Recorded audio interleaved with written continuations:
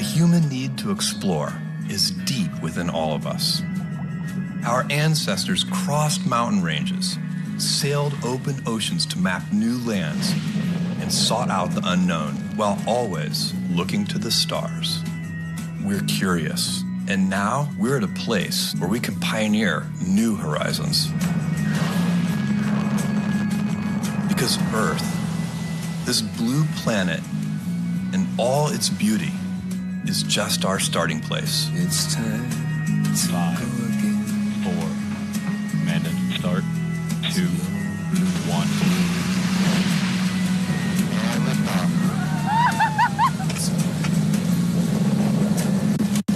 Oh yeah, look at her go. 5,000 feet and climbing.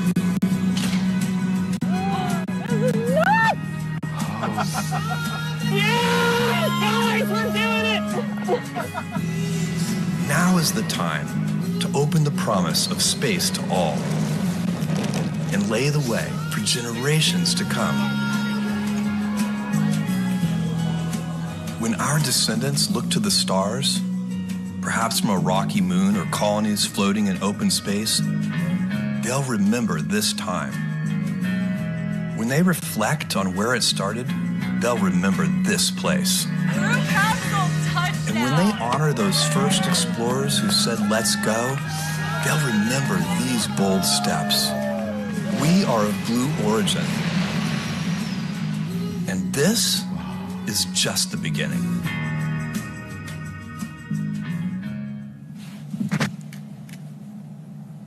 Good morning, everyone, and welcome to New Shepard's 7th human flight.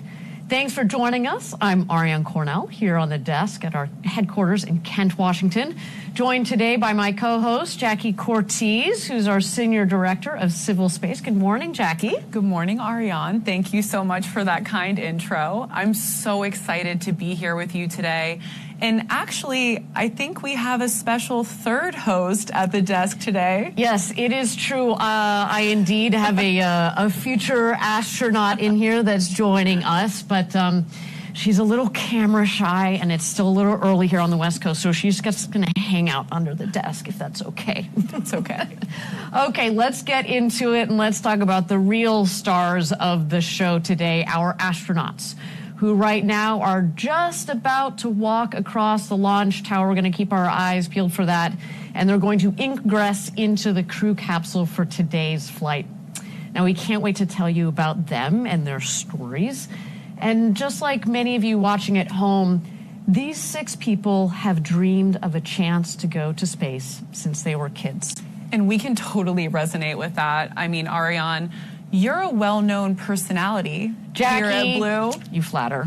It's true. I remember seeing you at the desk just like this one for our earliest New Shepard launches way back when. And I actually was super excited to sit with you for one of our first human flights, one of our very early crewed flights on New Shepard. How does it feel to be back?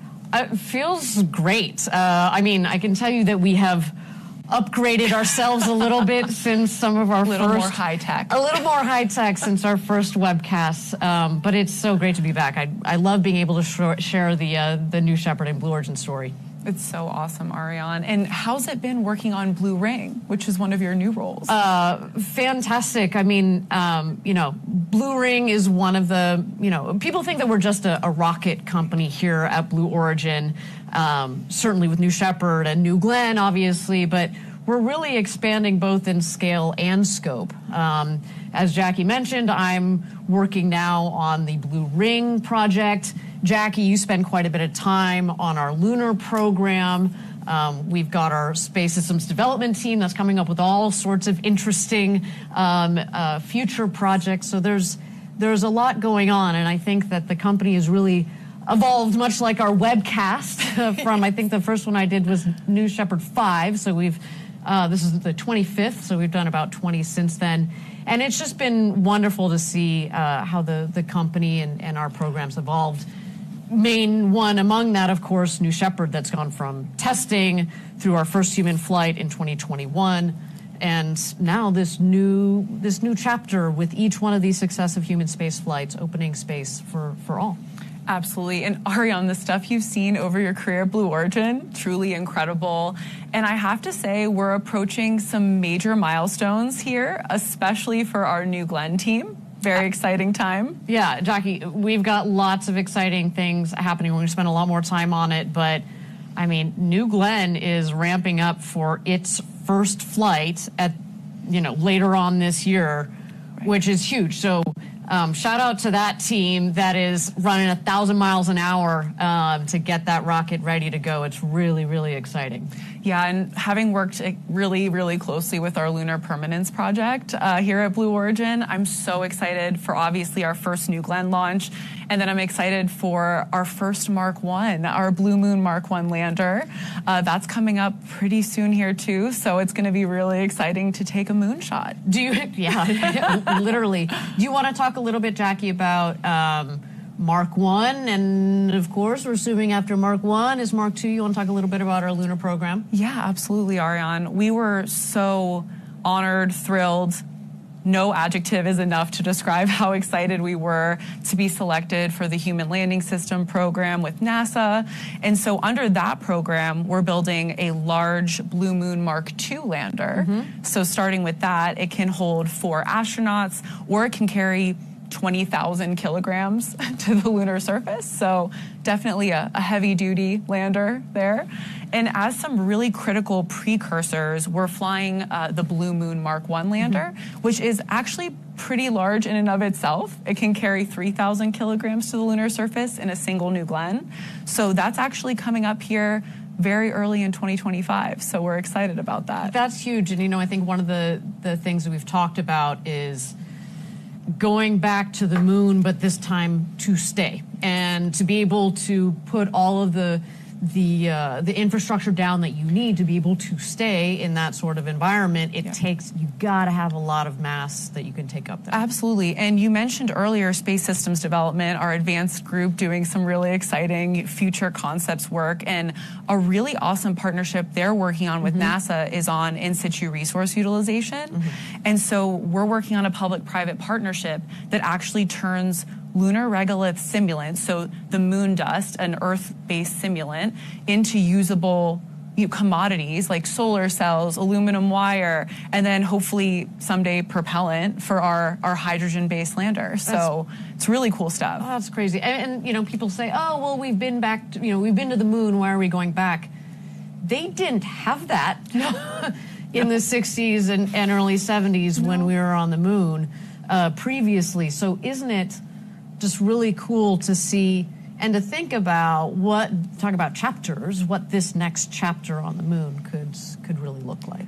It's honestly such an exciting time, and it's an exciting time globally. The Artemis program has really, captured the exciting attention all across the world. So NASA and U.S. industry are, of course, leaders, but to see that global excitement around Moon to Mars and the effort to return to the moon sustainably, it's really exciting. And yeah, as you said, a global effort, international. As I said, the Artemis program and how many countries have signed the Artemis Accords. It's really exciting, and it's in line with what we talk about here at Blue Origin, which is we want, it's not just going to be one country or one hemisphere going to space and developing space. It's going to be everybody.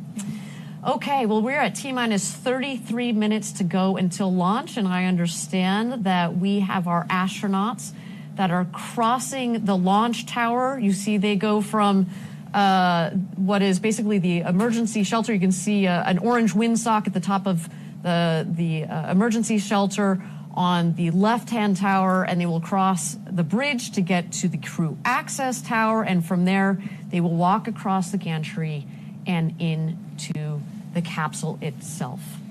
With that, why don't we throw it over to the rocket and watch for our astronauts as they take their final steps into the rocket.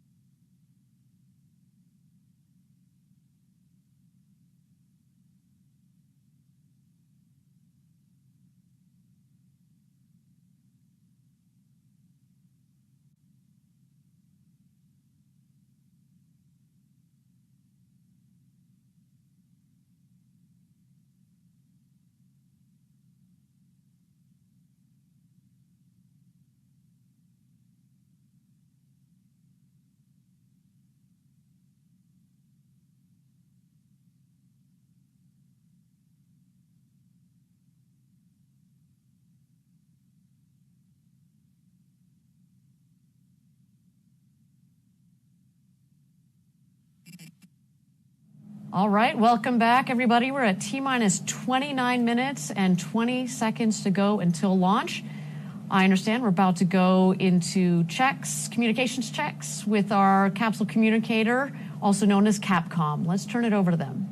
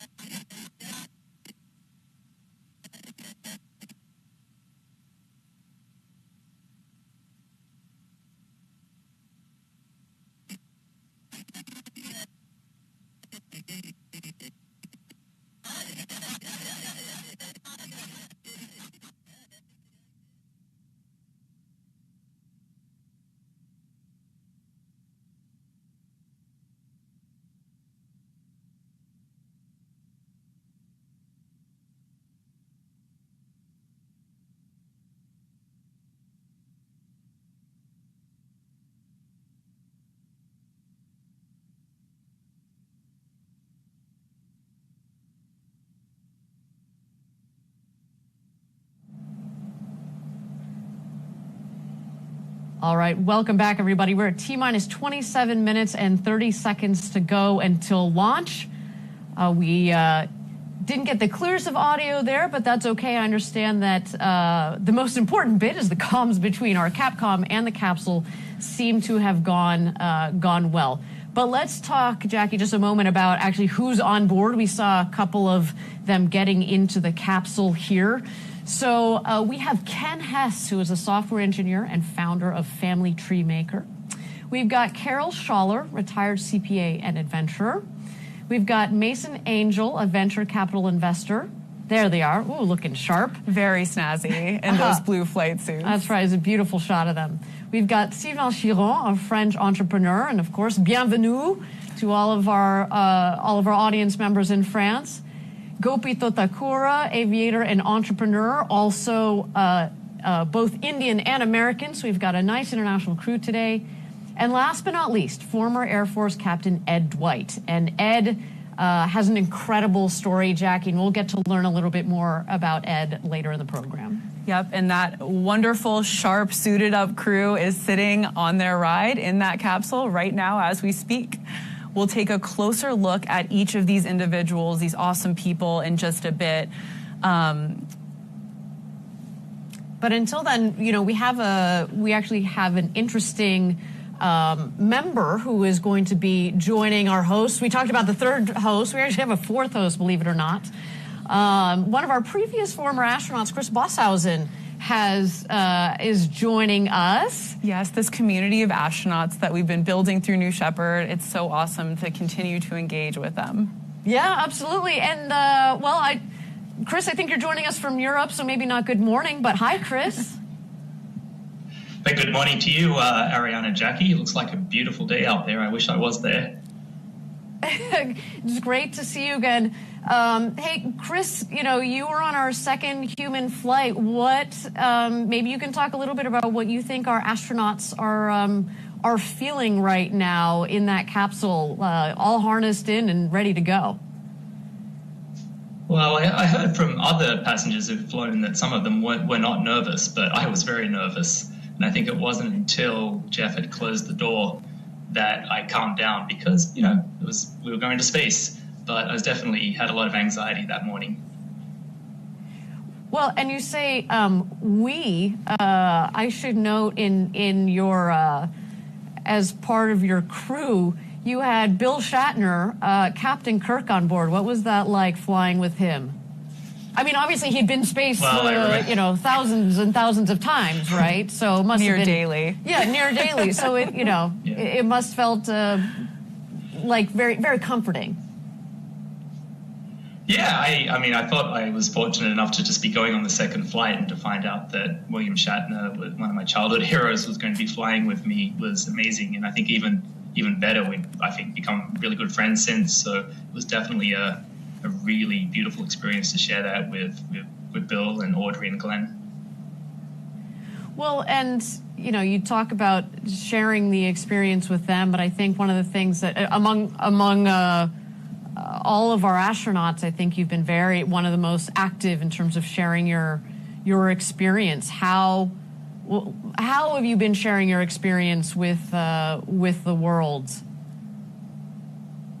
Well, I've been doing a lot of talks, and one thing I've noticed after having flown is I think people believe me more than they used to. So everybody has dreams, and I had a dream of going to space, and I would talk about it, and I would inspire people, and they thought, that was cool.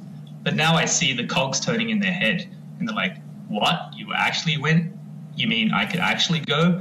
And I think that's been a really sort of profound shift in my ability to communicate what this is all about. And going to space has helped me open the doors for many others, and I hope many more to come.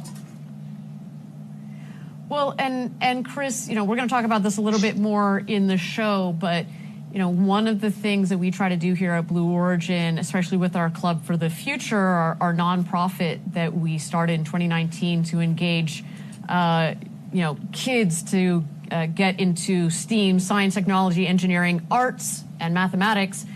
You are the epitome. You are Mr. STEAM.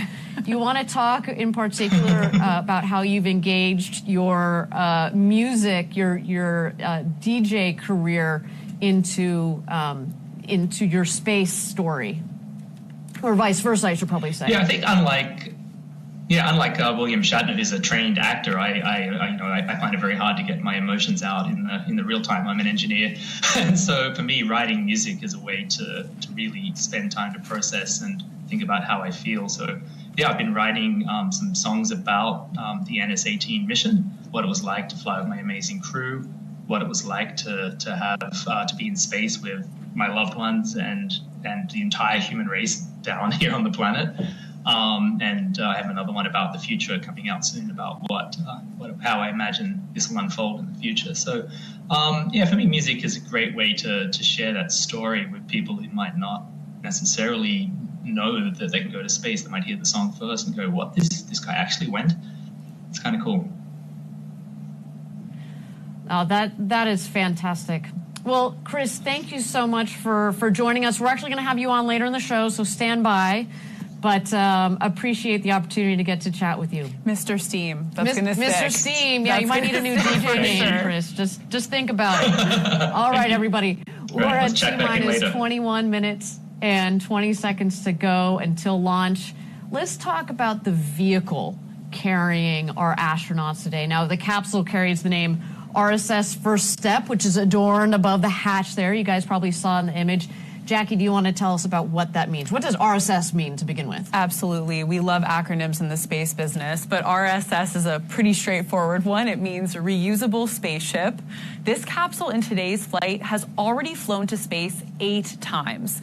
We achieve our long-term vision by building reusable vehicles. Ariane, 99% of New Shepard's dry mass is reused. So everything from the crew capsule and booster to the engines and the parachutes, New Shepard's vehicles are currently designed for 25 missions, but we're really striving to quadruple that number here at Blue. Reusability is so important, Jackie, and it's built into everything that we do at Blue Origin, all of our systems, and it actually all kind of started with New Shepard here, because step number one, it reduces the cost of access to space. Right? And also, not only does it reduce the cost of access to space, but also it's just kinder on our planet because it reduces the waste. You're not tossing out rockets every time you use them. Absolutely, Ariane. And New Shepard's engine is fueled by a highly efficient combination of liquid oxygen and hydrogen. So actually, during flight, the only byproduct that you'll see is water vapor. It's amazing. It's kind of like a jacked up steam engine, isn't it? No, I'm kidding. It's actually a lot more complex. Just slightly more complicated. A little bit more complex, but no. But yes, but not joking. It is just steam. When you guys are watching the shot of the rocket ascending in just a couple of minutes here, it is just steam. Okay, we're at T-minus 19 minutes and 20 seconds to go until launch. New Shepard, as you can see here, is on the pad and awaiting launch. Everything is go so far. Now, if you're just joining us, this is the 25th flight of New Shepard and the 7th overall human flight. Now, continuing the tradition of past crews, I'll say that today our crew made their own postcards. And the postcard program is something that comes from our Club for the Future, as we just mentioned a little bit earlier, our nonprofit that's meant to inspire kids to get into space. And so we have kids draw on postcards what they think the future of space will look like, and then we fly them to space, mark them, send to space, and send them back to the kids. And as you can see here, our astronauts made their own, and those postcards will also fly to space. How inspiring. That's right, Ariane. And the reason we fly postcards is because we want to make space more accessible to students. We want to see kids around the world reach for those STEAM careers, that science, technology, engineering, arts, and math. That's really, a core mission of Club for the Future. And Club recently launched a new online way for students to draw digital postcards and send their art to space on New Shepard. Now, that is something I wish I could have done when I was little, sending art to space. I will say, not just for the kids. I've made many a digital postcard, Ariane. I've got a couple of them. But seriously, though, Jackie, I think it's really important what we're doing here. I mean, I remember a space project that I did when I was in 5th grade and when I was 10, and I can draw a direct line from that project to me sitting here today working at Blue Origin. I think it's so important. Absolutely. The work Club is doing is amazing. And they're now also one of 4 founding member organizations in an exciting public-private partnership called Space for All. The goal is to call on students everywhere to reach for a career in STEAM, no matter who they are or where they're from. Space for All is inviting young people from literally anywhere to reach higher, dream bigger, and take that next step into a future space career. Check out their website to get involved. It's really awesome stuff. Yeah, the club is doing some wonderful work, and it'll be great to see the engagement with these other organizations. Okay, we're at T-minus 16 minutes and 45 seconds to go until launch. Now, I also want to bring our audience up to speed on things that are happening down in Florida at our other launch site, Rocket Park, which is on Florida's Space Coast, where we're getting ready. It's getting really exciting down there. We're going to be launching soon, later this year, our new vehicle, New Glenn. Jack, you want to tell us a little bit more about New Glenn? That's right, Ariane. New Glenn is coming soon. New Shepard is designed for suborbital space tourism, and New Glenn will be a big, very big next step for Blue. It's an orbital vehicle powered by a reusable first-stage booster that launches from Cape Canaveral in Florida. So very recently, as you see here on your screen, we rolled out New Glenn onto the launch pad for the very first time. And this milestone was the first in a series of tests in preparation for New Glenn's first launch later this year. And this allowed our teams to test flight hardware and ground software and practice launch operations, which, Jackie, I mean, people talk about obviously the design of the rocket, et cetera. But the operations part of it is just as important, and that's why this was a critical step. Now, as you can see here, New Glenn, in a word, I would say is massive. We're talking 5 times the size of New Shepard. Over 300 feet tall. It's over 100 meters tall, and there's a lot of similarities, let's say, between New Shepard and New Glenn, more so than meet the eye. Yes, right. For example, vertical landing systems, the fin systems are similar, but also there are things that aren't quite as visual. So software systems, internal propellant tank designs, and like you mentioned, Ariane, just the sheer experience that we're gaining on New Shepard helps us build confidence in New Glenn's future success. Truly, every time we fly New Shepard, it helps our team learn how to make human spaceflight routine, safe, and low cost. All the key things that will play right into New Glenn. Yeah. And so, as you can see, things are very exciting in Florida, but certainly, of course, back down in Texas as we get ready for our launch here. We're at T-minus 14 minutes and 15 seconds to go. Now, the mission control team is continuing to go through their final checkouts today. And I don't know about you, Jackie, but I'm starting to feel that pre-launch hype going on here. The goosebumps are happening, the pre-launch jitters. I'm so excited for today's crew. I've said this before, there is nothing like a rocket and a countdown clock to get you a little amped up.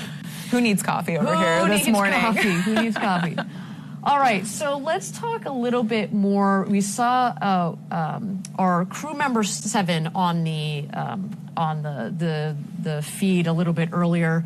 That was Barrett. We also have a second crew member 7, Laura Stiles.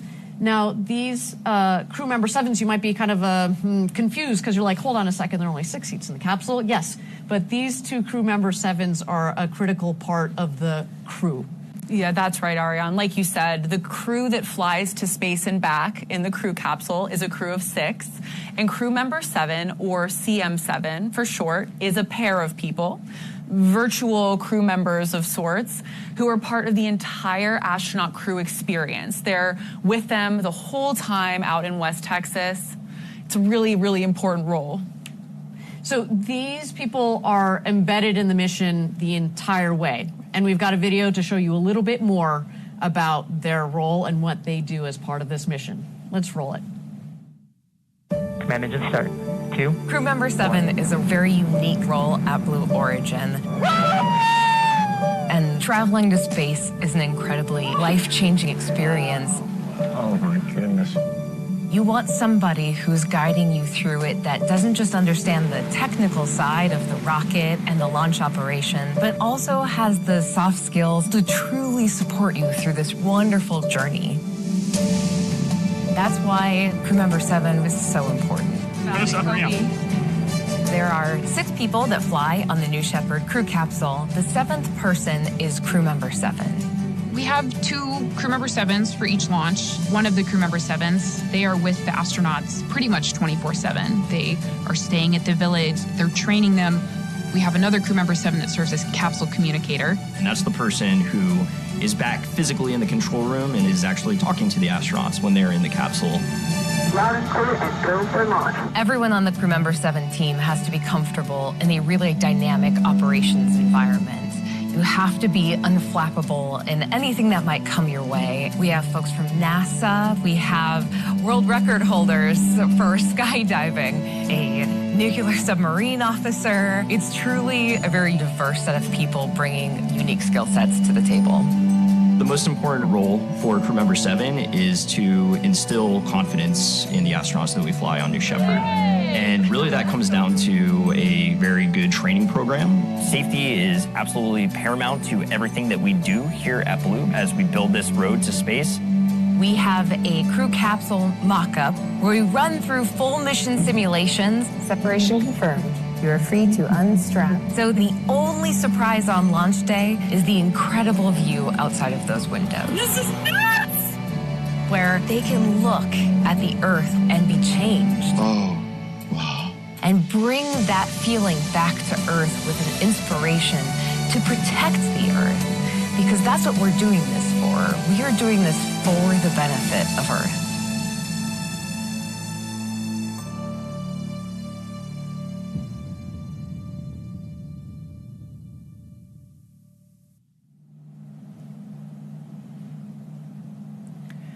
I think it's safe to say the crew member 7s have a pretty cool role here at Blue Origin. They have an awesome role. I love what I do at Blue, but I do get a little jealous of them sometimes. But no, they are incredible, and they have this really interesting mix, as you've seen, of the really technical side of it, but also some of the soft skills that are necessary.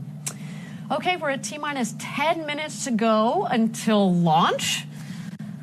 Under 10 minutes, you know it's getting real, although I do see here that we've gone into a hold. This hold at T-minus 10 minutes is a planned hold, so just want to make sure that all of the teams are aligned here. But while we've got a little bit of time, why don't we talk about the flight profile that New Shepard is going to follow in just a few minutes. 7, 6. New Shepard's mission begins when the countdown clock reaches 0. 2, 1, 0. At this point, the engine will start and the rocket will lift off of the pad.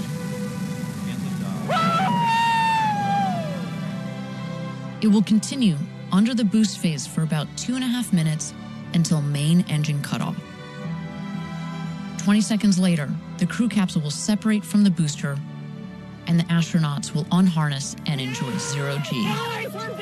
The crew capsule will continue past the Kármán line to an ultimate apogee of 350,000 feet, or 100 kilometers. The booster will autonomously land on the landing pad, ready to be prepped for its next flight. Around 3.5 minutes after separation, the crew capsule will begin to re-enter Earth's atmosphere.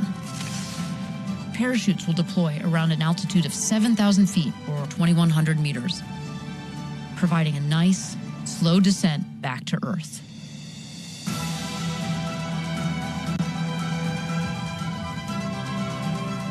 After landing, astronauts exit the capsule and are greeted by the Blue Origin ground crew, family, and friends to celebrate and reflect on their flight. New Shepard, an adventure unlike anything on Earth.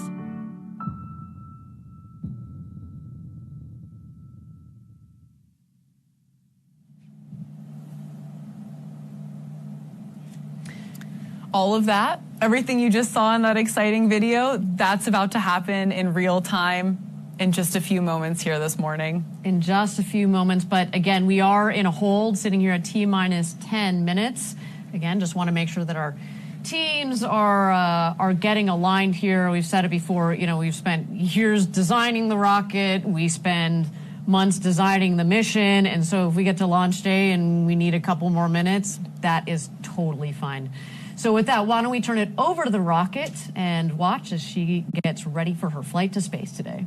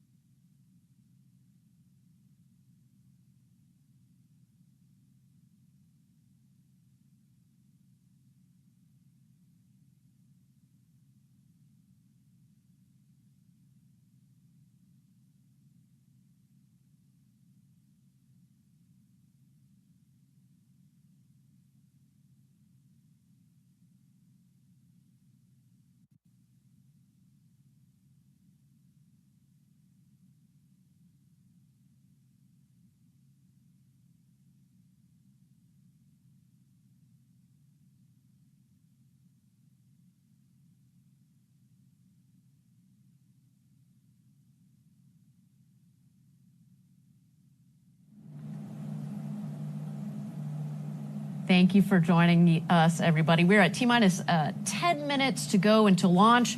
We are still in a hold here as our teams get all aligned for launch today. Now, Jackie, this is the 25th mission in New Shepard's program, and we've made a lot of progress through first the test program, and then we had, as I said earlier, we had our first human launch in 2021 where we sent our founder Jeff Bezos up with his brother Mark and Wally Funk and Oliver Damon. And then since then, we have been flying people. And so why don't we take a look at how we have gotten here today with New Shepard.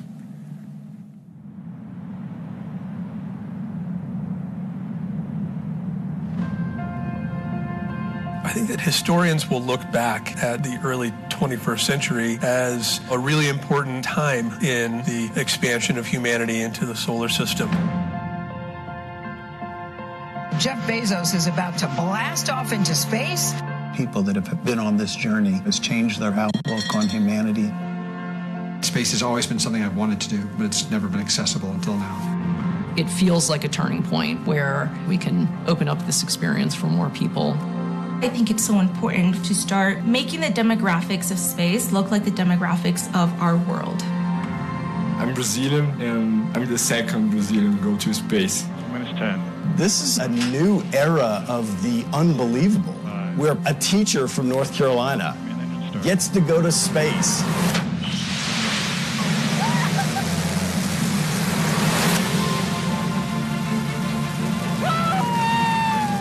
It was amazing. The energy, the feel, everything about it. There is Miko, main engine cutoff. Look at that view. Yes, guys, we're doing it! Looking out the window and seeing the black sky and the curvature of the Earth. Holy. I don't think I've ever seen anything like it. And the windows are huge. Absolutely huge. Weightlessness, looking down and like pretty cool. I love every second of it.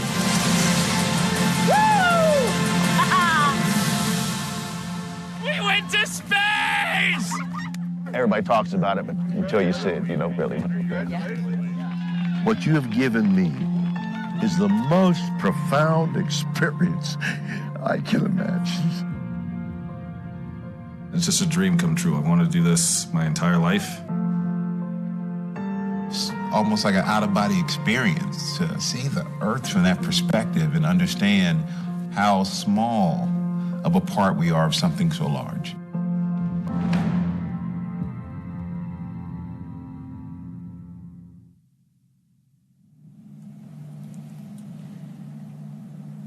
So far, we have flown 31 people across 6 human flights. One of these people has actually gone twice, so we clearly had a fun time the first time around. And today's flight will bring us up to 37 people. Now, all told, that's about 5% of the people who have ever flown above the Kármán line, which is 100 kilometers up, or of course the internationally recognized line of space. And I think what's really cool to stop and recognize, Jackie, is that, you know, we've done this in fewer than 3 years, and think about how many decades it took us as a global humankind to get the first 95%. So it just gives you a little bit of perspective on what New Shepard has done so far. I should also say, captured in that 31 people is also 9%, so almost 10% of all women that have flown to space have gone by way of New Shepard. Now, it's not just those numbers, and I've touched upon this a little bit earlier too. This is an international program. Today we have Sylvain Chiron from France. That's the first person from France to fly with us. Not the first French person to ever go up into space, but the first person to fly with New Shepard. Gopi Totakura, who is a dual citizen of the US, but also of India. So we're making this very international, and we're also starting to open up space for countries that have never been to space. So on our previous flights, we've had the first Egyptian, the first Portuguese, the first Mexican-born woman, I mean, it's really touching. As somebody who is also international, I should say I'm half French. Like it's really wonderful to see that part of what New Shepard is doing for all of us. Okay, we're at T-minus 10 minutes to go until launch. We continue to be in a hold here while our team gets everything aligned. And until then, why don't we toss it over to the rocket and watch as New Shepard gets ready for space today.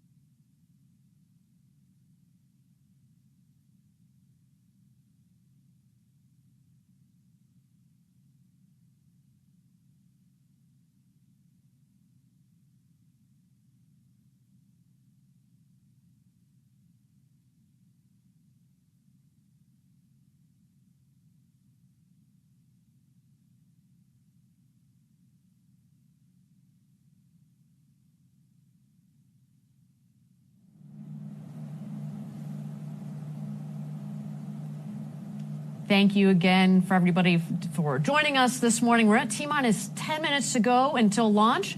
Our team continues to be in a hold, just making sure that everything is aligned. Weather's looking good for launch as well. And we will be back when the team resumes from the hold.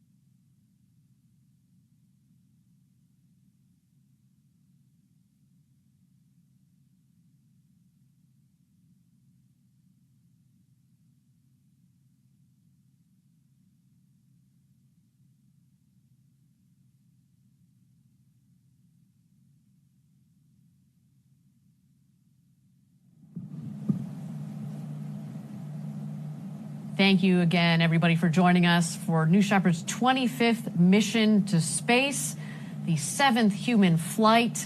Now, we are in a hold. We continue to be in a hold. My understanding, though, is that we have gone escape-enabled, which means that the escape system in the crew capsule is ready to go if need be. The other thing that I should note is that we expect to clear this hold shortly here, and shortly following the clearance of the hold, we will go into the go-no-go poll. And that, Jackie, is when things get real before our flight here. So with T-minus 10 minutes to go until launch, why don't we throw it back to the rocket and wait just a moment as we get ready for the go-no-go poll.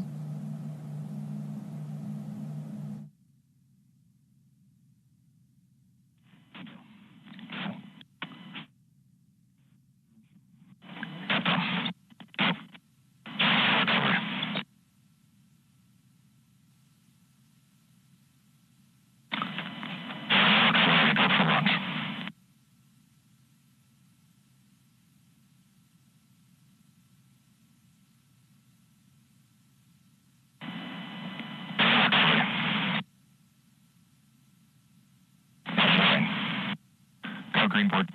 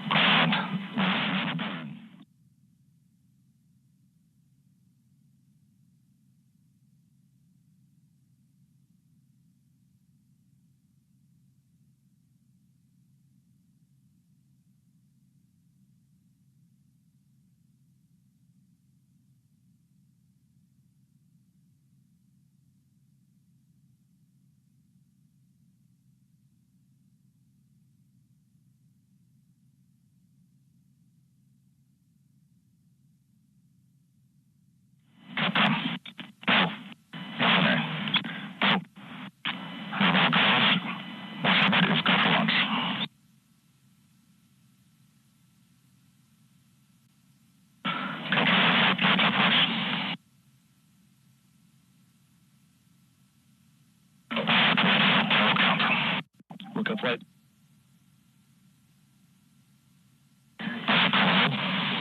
I'm cleared.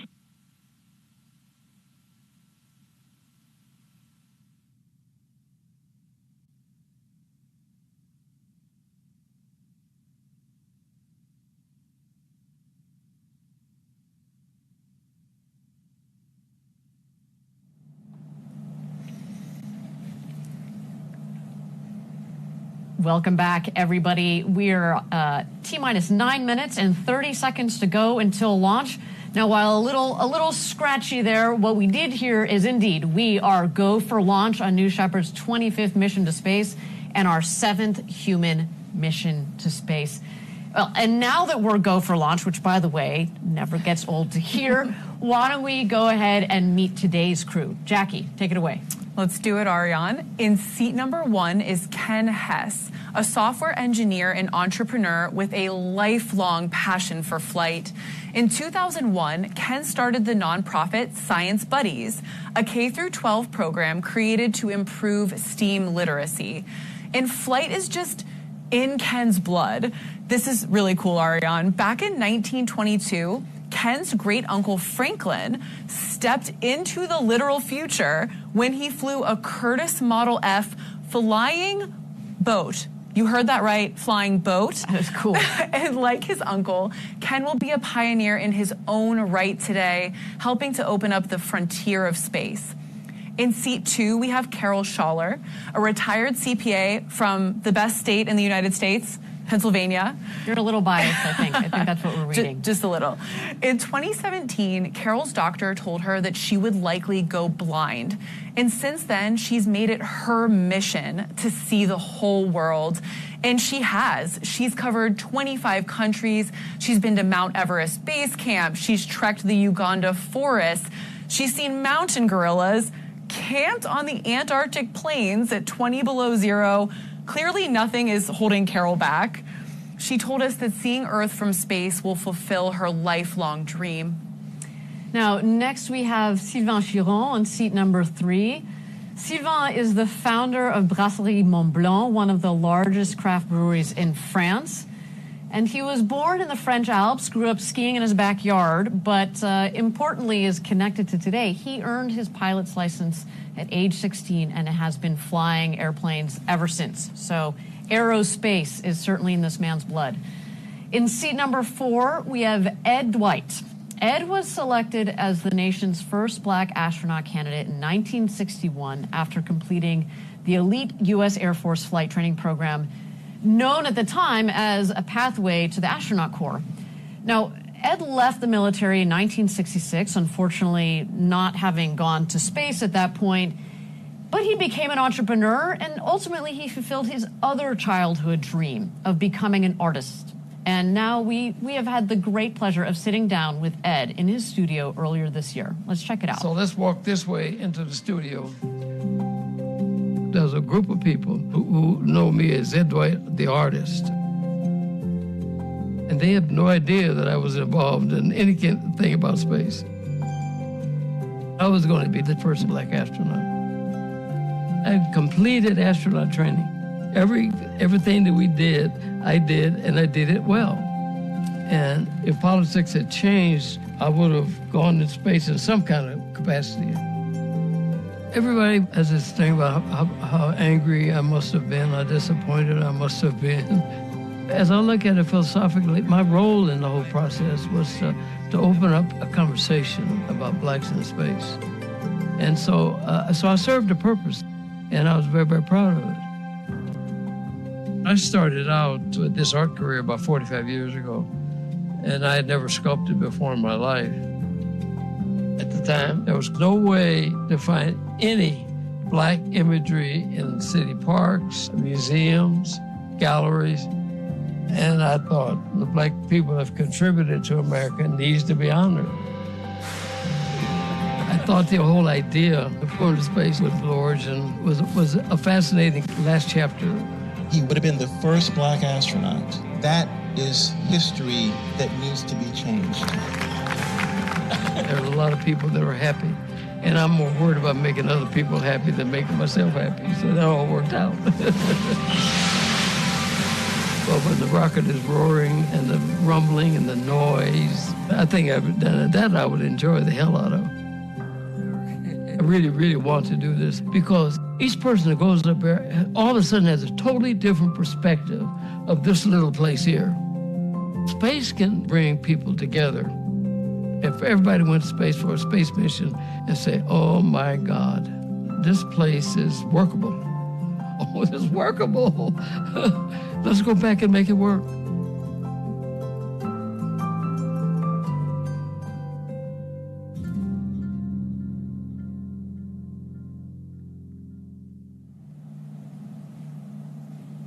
I have to agree with Ed there. Earth is very workable. It's a workable paradise. Now, it's an honor to fly Ed on board today. It truly is. And next, in seat number 5, we have Gopi Thotakura. Gopi is co-founder of Preserve Life Corps, a global center for holistic wellness and applied health. He's a lifelong pilot and aviator. And fun fact for you, Ariane, Gopi learned how to fly before he learned to drive a car. That's really impressive. Yeah, and I don't even like driving, so I am extra impressed here. And Gopi flies jets, bush planes, aerobatics, seaplanes, you name it, and he flies it. It's pretty amazing. I love it. Now, last but not least is Mason Angel in seat number 6. Mason is the founder of Industrious Ventures, a VC fund supporting early stage companies. And Mason calls Colorado home, where you might find him skiing or hiking in the Rockies with his dog, who is named Leo. And yes, Jackie, that does stand for low Earth orbit. So in case it wasn't clear, we've got a couple of aerospace nerds on board. They fit right in here at Blue Origin. Yeah, when you have a dog named Leo, You're certified space nerd. It's a sign. It's official. And with Mason, that rounds out our crew today. 6 incredible people that are all ready to have the ride of their life on New Shepard. Now, ride of their life indeed is coming up here in just 2 minutes and 45 seconds to go until launch. Now, Jackie, at 2 minutes is when we go into our bit checks, our built-in tests. But just as importantly, more importantly, the rocket goes into its autonomous mode. So at that point, mission control is there, but they turn the show over to the rocket. So what we're going to be looking for there, the aft fins. So you see a couple of the fins sticking out there at the base of the rocket. Those are going to move back and forth. We want to make sure they have a full range of motion. We will then also keep an eye out for the BE-3 engine at the base of the rocket to gimbal. So the BE-3 engine, there's one of those at the base of the rocket, liquid hydrogen, liquid oxygen, propelling New Shepard today. And as you mentioned earlier in the show, as we see the rocket lift off, what is expelled is just steam. So people have asked, well, how clean is this rocket? We expel steam as it goes up into space, which is just to wrap into this whole idea of, millions of people living and working in space for the benefit of Earth. We want to make sure that we are not contributing negatively. So, of course, that's a wonderful part of New Shepard. So with that, we're going to keep an eye out here for the last-minute checks on the vehicle. We do see that the gantry has been retracted, which means it is showtime. There you go. At the base of the rocket, you see the fins moving back and forth. There are 4 of those fins, 1 on each quadrant. And at this angle, unfortunately, we're not going to be able to see the BE-3 engine gimbaling back and forth, but the gimbal of the engine plus those fins are what direct the rocket both on ascent, but obviously the rocket, because it comes back to land, also upon descent to make sure it ends up right on its landing pad 2 miles north of where it's taken off from.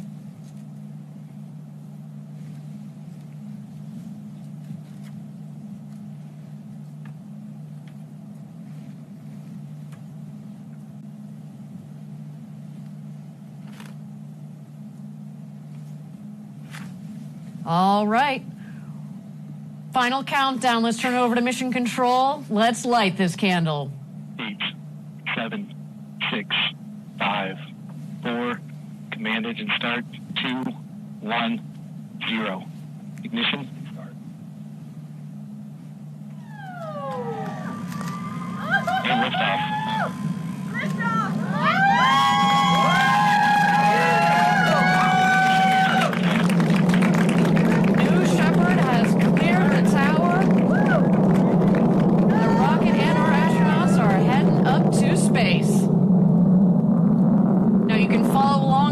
Left of your screen, the altimeter on the left, altimeter on the right, and the speedometer on the left.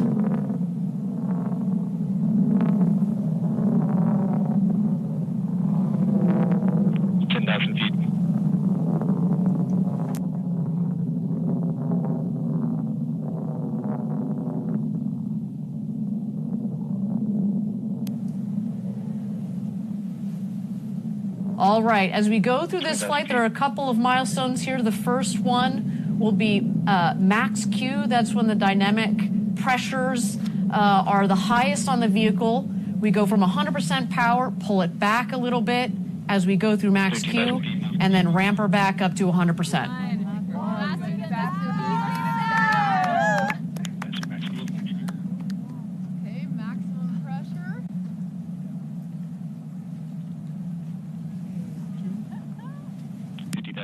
Max G should be in about 10 seconds.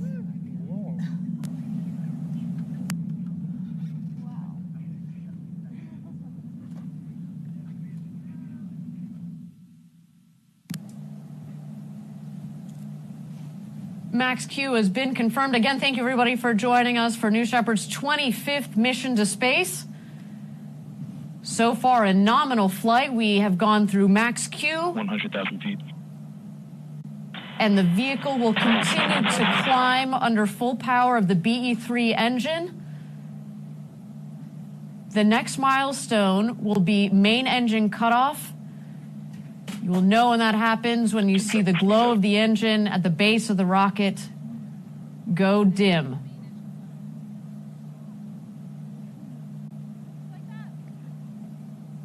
Miko. There we go. Main engine cutoff confirmed. That's 200,000 feet. Now, with the main engine cut off, with the BE-3 engine turned off, the vehicle continues to climb up towards its apogee, but as you will see on the left side, the speedometer will come down, and once that speedometer hits 0, that's when you know exactly that the vehicle has hit apogee, its highest altitude in the flight of the vehicle. Now, I understand that separation of the capsule from the booster has been confirmed. And 0G has started for our astronauts. Shortly here, we're going to let them unbuckle and enjoy the beauty of floating around in 0G, but of course, the spectacular views out of those windows. And I'll say that having passed over 330,000 feet, they are over the Kármán line, so welcome to space, astronauts.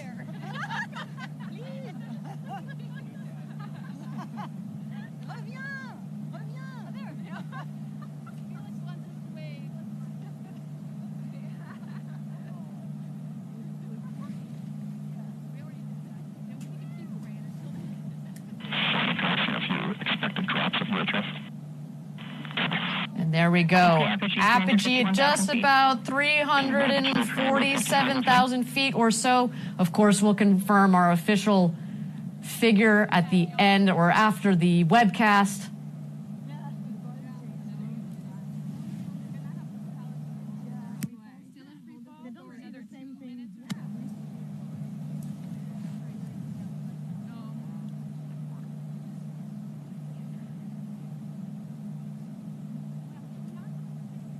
At this point, our astronauts are still enjoying that beautiful 0G up in their capsule. All 6 crew just officially became astronauts. So exciting. Now, thank you again for joining us for the 25th mission of New Shepard, our 7th human flight. And I'll just acknowledge that the milestone figure on the left is a little bit out of sync, but that's okay. Follow along with me through this flight. I got you covered.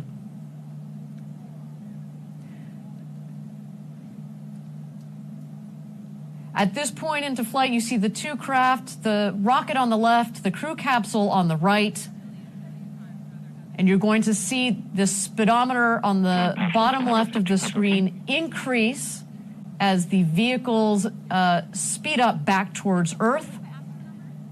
The rocket is going to beat the capsule back down to the ground. It is more aerodynamically shaped.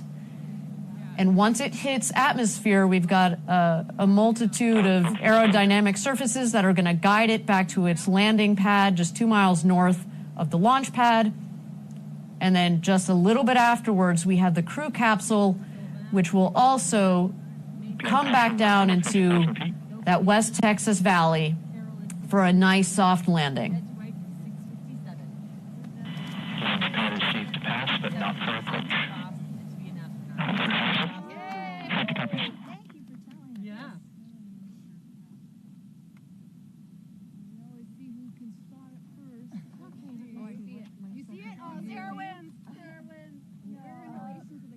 Okay, passing 50,000 feet. Oh, yeah. Oh, yeah.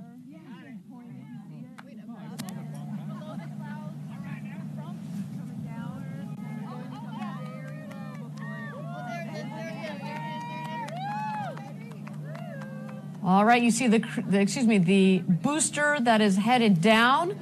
You see the drag fins, the drag brakes that have just deployed. Those cut the speed of the booster in half.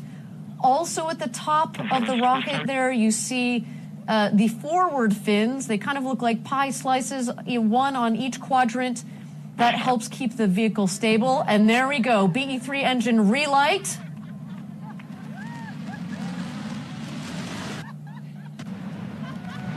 Landing gear deployed. 50 feet, 8 feet per second.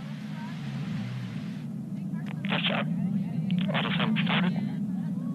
And touchdown. Welcome home, New Shepard. What a beautiful flight to space and back for that booster.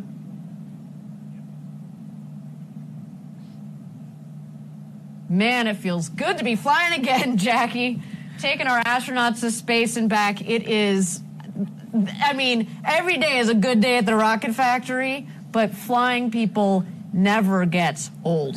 And I love that West Texas desert dust that gets kicked up, and it's once it clears, a landed booster. It's like a magic trick. It's exactly. Ooh, poof, booster just arrived. Yeah, it definitely adds to the drama of a landing a rocket from space.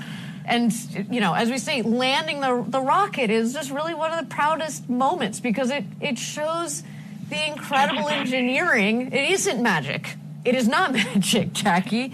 The engineering that has gone into building, designing, testing, flying, but bringing this rocket home from space, ready to be reused. You see very quickly thereafter, the forward fins come back in, the drag brakes come back in. You look like you just fuel her up and launch her from there and get ready to go again.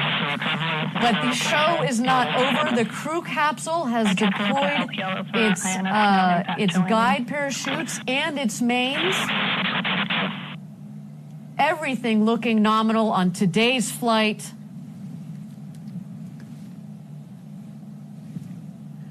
Looks like we do have 2 parachutes that have full inflation. The third is not quite fully inflated. But actually, Jackie, this is part of the design. We were talking about my webcast. The first webcast that we did, we tested a chute out. There are multiple redundant factors in this system, and so landing with 2 parachutes is perfectly okay for this system. You'll also see the dust take out at the base of the capsule as she comes into land. That is the air cushioning system. It's going to kick up a lot of that West Texas dust you just talked about, but it also, there it is, touchdown of the crew capsule. A beautiful flight for our rocket, for our crew capsule, for our 6 new astronauts, Mason, Sylvain, Ken, Carol, Gopi, and Ed. You are officially astronauts. Welcome home, everybody. Now, our team has started operations to safely recover our astronauts from the crew capsule. We send out our safety crew as soon as we have visual connection with the crew capsule coming back from space. So they are well on their way out to meet the crew capsule there. What you're going to see as soon as they get there, the first person on the ground, crew member 7. We've talked about them before, so in this case it'll be Laura Stiles. She's going to go around to each one of the windows, make sure that we've got a thumbs up check from each one of the astronauts. Then you will see the rest of the crew around, safing the capsule, making sure that anything that needs to be vented is vented. We ground it. And then you will see them bring out a set of stairs. The hatch is about a meter or so, a couple of feet off of between the base of the hatch and the Texas floor, so we want them to have a nice smooth exit. And then we bring their friends and family out there. Then it's time to celebrate. It's time to celebrate. They've just become astronauts. They've achieved this incredible, it's an incredible thing that they've been dreaming about since they were kids, and finally it's happened. There you go. See part of the operations crew in the background. So we have a celebration, and that is topped off by a pinning ceremony. We pin them with their astronaut pins, and it's a really touching moment. It really is a touching moment. We do have initial confirmation that all astronauts are doing great. They are probably soaking it all in while still, under a rush of adrenaline. They just want to space and back. Look at that beautiful view of our crew capsule in the desert after our 7th human flight on the New Shepard system.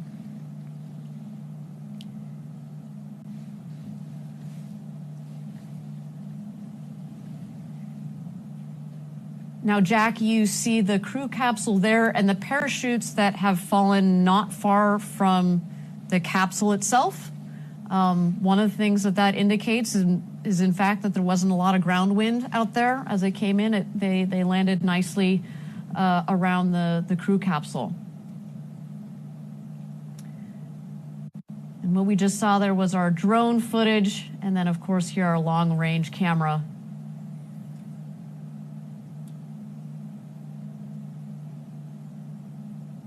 And while this is a long-range camera, something that you can't miss on this crew capsule are the windows. So 6 seats, 6 windows, all like the entire surface area, a third of it is windows. So that also includes the base. So when you think about it, like it actually feels like even more than a third of the capsules is windows. And we've heard from some of our previous astronauts when they're up there, you're just so, in awe of the view coming in from your own window. But when you turn back around to look at your crewmates, all you see is window because your brain just connects all those windows together. It almost feels like you're just looking out of one continuous window. And talking about previous astronauts, why don't we talk with Chris Boshausen from our 2nd human flight. Chris, can you hear me? Yes, I can. Wow, that was an exciting flight. Wasn't that exciting?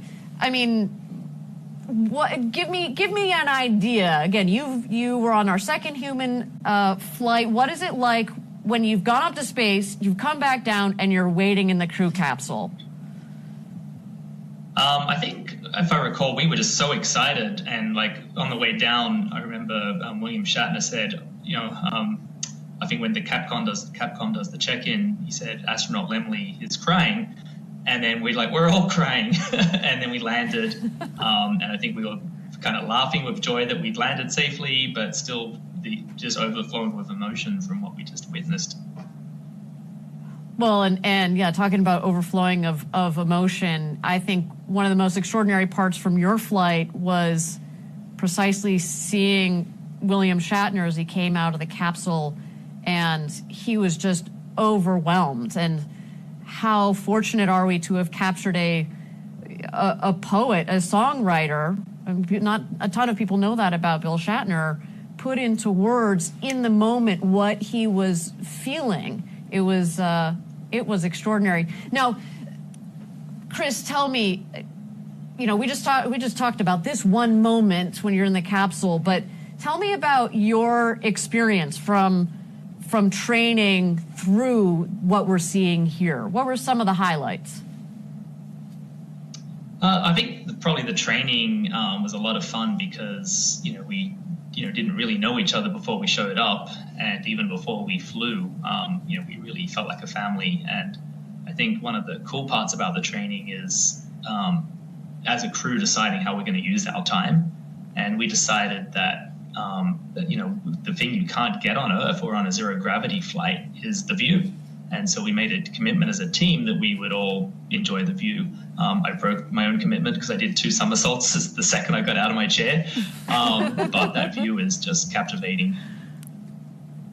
Do I also remember that you might have brought a little Lego man with you? I did, yeah. I carried up a few little keepsakes as sort of tributes to my influences, and one of the key ones was a little yellow Lego astronaut. And ever since I was probably age 4, I've been building spacecraft out of Legos. So I really wanted to carry this up there for the inner child in me and everyone out there, no matter their age, to just keep playing and exploring. Critical question. Where is that Lego right now as we speak? He is sitting on my desk at home. He's very happy. He is also his legs are an getting a bit astronaut. loose because I actually pick him up every day. Yeah, and he's an astronaut, right? I suppose there were five on our crew. He's an astronaut. We couldn't put the pin in the plastic, but I'm sure we can send him a pin anyway, if we haven't already. All right, Chris, just a second here. I want to comment on what's going on. So if you're just joining us, we have just had a successful 25th mission of New Shepard, the 7th human space flight for our New Shepard program. That makes 37 astronauts in total that we have taken up to space and back. What you see here is our safety team that is safing the vehicle, making sure, again, that everything that needs to vent has been vented, making sure that our astronauts are all right, although I have heard already that everybody is a thumbs up and had a great flight to space and back. What you will see coming up shortly here is they will put a set of stairs just outside the hatch for a nice, comfortable egress of the crew capsule. And then, of course, we are also removing the parachutes so they're not, so they're disconnected from the capsule itself. Now, Chris, back to you. So you talked a little bit about your experience. Do you have a highlight from? I know this is a hard question. One highlight from the flight itself. Yeah, I think it's hard to choose, but there's so many really interesting things. But I think the most profound one was when I stopped looking at the Earth and then went out to look at the blackness of space. I felt almost like a tractor beam attracting me and luring me to go further. I almost feel like it was an explorer's gene that switched on, and a voice in my head said, "Keep going." And that, I'd always wondered how I'd feel as a space advocate having flown. Would I feel like I'd finished my life's mission and I had nothing left to do? But I actually came back more motivated than ever to keep going out into space. Well, Chris, you are an entrepreneur. You helped start the company Planet, which puts, small satellites, Earth observation satellites into space. Before that, you were executive director of Space Generation, trained in aerospace engineering. What was it like putting all of those pieces together and then going to space? You have to speak on behalf of a lot of us that have wanted to go to space and are in the space industry, but may or may not get that opportunity. Yeah, I think many years ago when I was a kid, I had pivotal insight that a lot of organizations that have space in their name or talk about space don't actually have things in space, which is sort of the impetus for me to become an engineer and ultimately start, co-found Planet Labs, to actually build stuff and put things in space. So my life goal has always been to make space travel as easy as catching a bus. And I felt to lend credibility to that, I had to, put my money where my mouth is and actually try out this thing that I talked about my whole life. So in a way, it was a very grounding and affirming thing for me to do. Now, obviously this experience has touched you greatly. I love that quote about how you looked up at the darkness of space and it almost was drawing you like, oh, no, there's more to go. We have to go further. Yeah. How have you, in the last couple of years since you've flown, what have you done to tell your story, to talk about these experiences and share them with the rest of the world? Besides, of course, joining us on our webcast. So thanks for that, by the way. Yeah, no, thank you. Thanks for having me back. I think the thing that I'm most excited about is to send more people to space.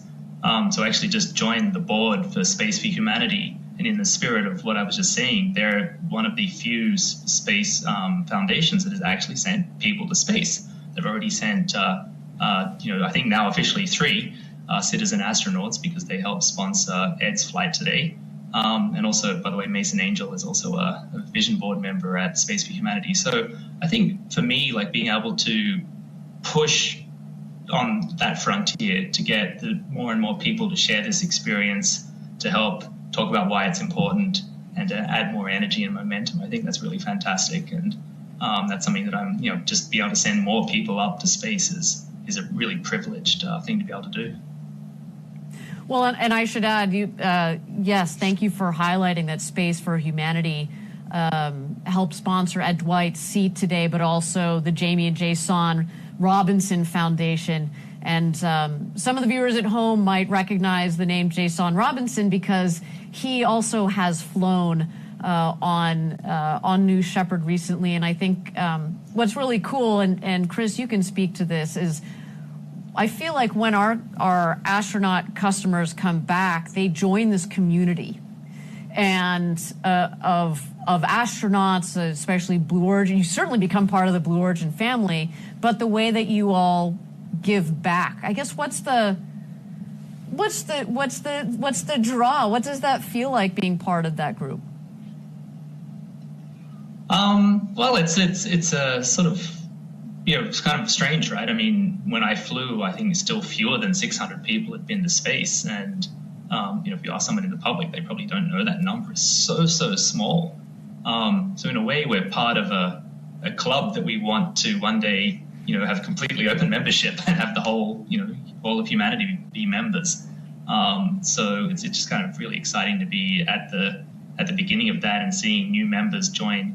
I had a chance to run into some astronauts from some of the other missions from other companies, and they feel the same, and we share this bond of being part of, a group of human beings that have shared a very intimate and unusual experience.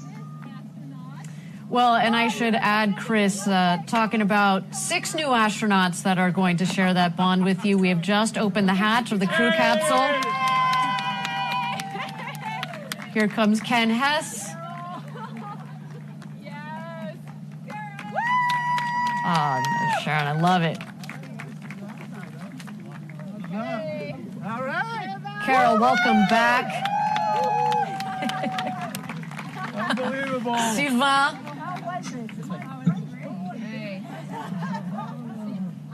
And here exits Ed Dwight. This gentleman has waited a long time to go to space.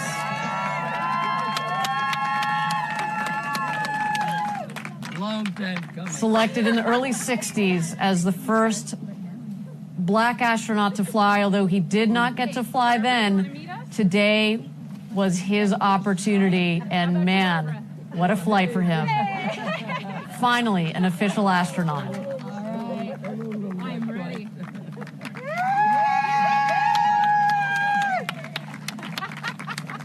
Thank you, everyone. Gopito Takura.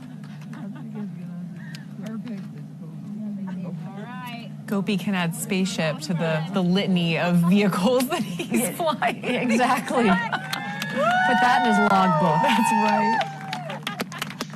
And of course, Mason, welcome home. Leo will be very excited to see Mason back on Earth. Yay! You're down. Here, one of you. Come right on over here.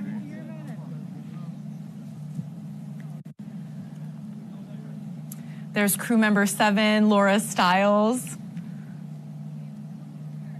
assembling our newly minted astronauts.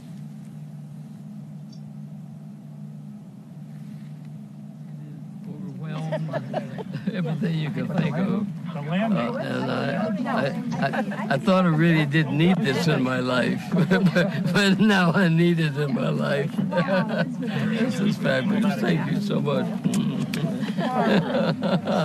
Thank you. Thank you for being part of this. All right, I am ecstatic. Ecstatic. Did anything surprise you? What was it like looking at Earth? Well, yeah, the transitions about the separations and stuff were a little bit more dynamic. I mean, they were nice, smooth, but that's how it's supposed to be. But it makes your mind wander. There's something wrong with it. No, it was absolutely terrific. And the views, I mean, just, even I couldn't see it, I could see it. Absolutely fantastic. Absolutely. This is a life-changing experience. Everybody needs to do this. Everybody needs to do this. And Love she it. hasn't done it yet. Oh, you have? No, sir. What? A life-changing experience. Everybody needs to do this. I think that is the quote, and it's so spot on the nose from Ed Dwight, from again a gentleman who's been waiting 60 plus years to do this. And if anybody knows, about how to prepare for space, The crew etc., endurance, it's right? him, and he did it. And that is his They really takeaway. spent some time in caring and taking care. Yeah, absolutely. I was trying to make a comparison of what I've done 60 years ago. Yeah, And tell us about it. How spry.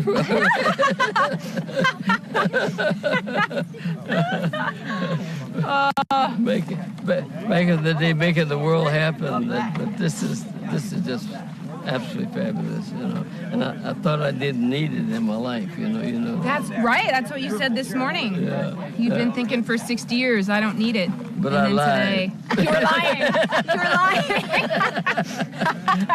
You needed it and you got it. You got it, Dad. I really, really didn't need it. Okay. You are an astronaut. Because it was the first real deal that I got involved in that I wasn't successful at. And that was the part that, because everything else I had done had all these little incremental successes, Right. They weren't right. gigantic, but they were. You had a lot of. Don't be humble. You had a lot of successes. And to not finish this, really in the back of my mind, so I had to sublimate it and make it go away and say, well, I didn't need that anyway, But I did, and I wish I'd gotten it then, but. It's great. That's all I can say. It's great. Absolutely fabulous. Well, we are so happy you for guys, you. You guys are the best of the best. Oh. No, I'm serious. But I was talking to Dave last night. We were sitting and chatting. And a bad guy one time said, God, I love this job. I find me a first round. I love this job. I look at this grown man talking about he loves this job. I mean, what the hell is that? It's absolutely fabulous. So everybody in the organization, I don't know whether you guys took some true serum. I don't know. Did you see his glasses? Huh? Did you show him your glasses? How did the glasses work? It was perfect. I was moaning and groaning because the icons looked too small. Okay. Once the glasses got on, and there was, God, it was like it was, Just like your practice panel. Yeah. Yeah. All the other times I saw it, I mean, I couldn't even see it. It was so tiny. I was wondering why they made it so tiny on the simulator. Right. But the size of it and the real deal is just there, Good. which is absolutely terrific. So That's wonderful. So it was worth the $4,000. Oh. Yeah. We are so happy for you. So happy for you. Can we get you? I think you heard it right there, Jackie and Chris. What an extraordinary day for all of us here at Blue Origin, but especially for our 6 newest astronauts. We were just listening to Ed Dwight. Ed, as we mentioned, was selected back in the 60s to become the first black astronaut. Unfortunately, didn't get to fly back in the day, but we were able to fulfill his dream. And, you could tell that he had kind of talked himself out of it. Like, I didn't need this in my life. I didn't need this in my life. And then you heard him say right now, Oh, wait, yeah, no, actually, I did. No, this is actually as cool and as life-changing and as touching as I thought it was going to be.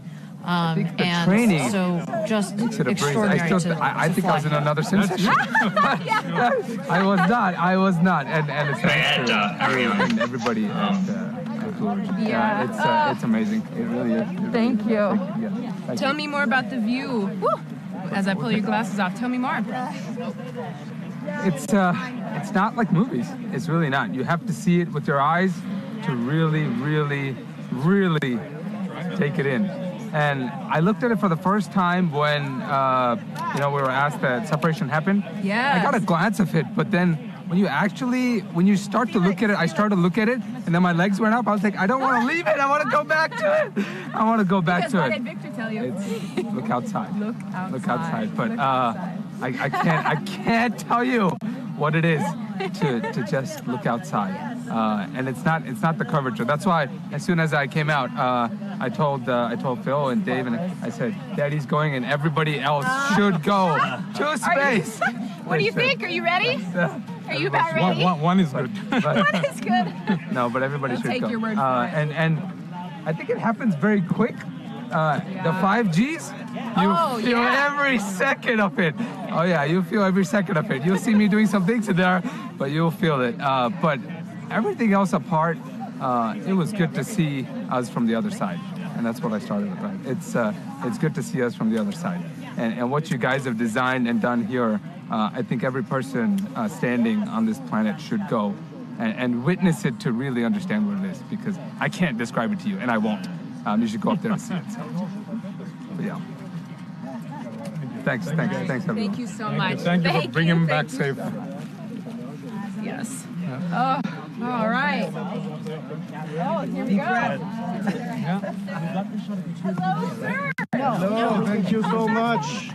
Wow. All right. Oh my gosh. That was incredible. Back. Yeah, I'm not back yet quite. Yeah, well, it might take. What an incredible day for all of us, and especially our crew on board. Mason Angel, Sylvain Chiron, Ken Hess, Carol Schaller, Gopi Thotakura, and Ed Dwight. It was an absolute honor to fly you to space and back today with Blue Origin. And if you would like to follow in the pioneering footsteps of these astronauts and purchase your own seat on a future ride to space, please visit blueorigin.com and click Fly to Space. Your own journey to visit the Kármán line is closer than you think. Yeah, absolutely, Jackie. And if you're not, don't quite want to buy a ticket yet, you can start with a mission patch. Dip your toe with a mission patch. Dip your toe with a mission patch. It's the gateway. This is our mission patch from today. You probably saw that on the flight suits of our astronauts. You too can buy one of these mission patches to add to your collection, or find some other cool Blue Origin gear on our Blue Origin shop. That is a sweet-looking patch. There are some Easter eggs in there. Jackie, do you want to tell us a little bit about what's going on? Yeah, that's right, Ariane. The NS-25 patch features the Gemini spacecraft, which represents Ed Dwight's aerospace training era. And the hand lifting the crew capsule is a nod to his really unique and amazing artwork. The sunrise represents Mason Angel and Carol Schaller's desire to experience the overview effect. The mountains symbolize Carol Schaller, Gopi Thotakura, and Sylvain Chiron's passion for climbing and skiing. The leaf design on the crew capsule is a nod to Ken Hess and the family heritage software he developed. The patch is a really cool one, and it incorporates all of our astronauts in a really special way from today's flight.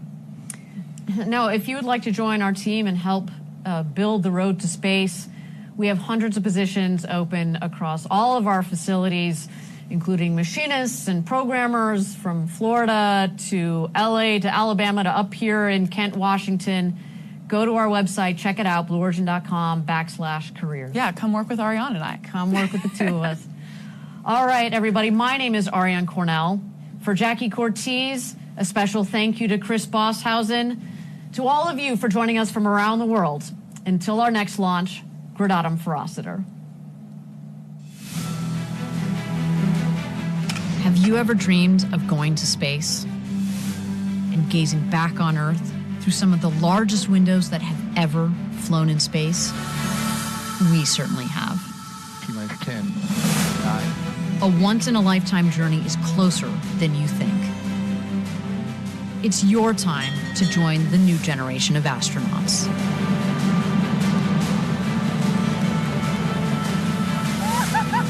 To book your flight, visit blueorigin.com and click Fly to Space. Tell us as much as you can about yourself. We welcome you to the final frontier.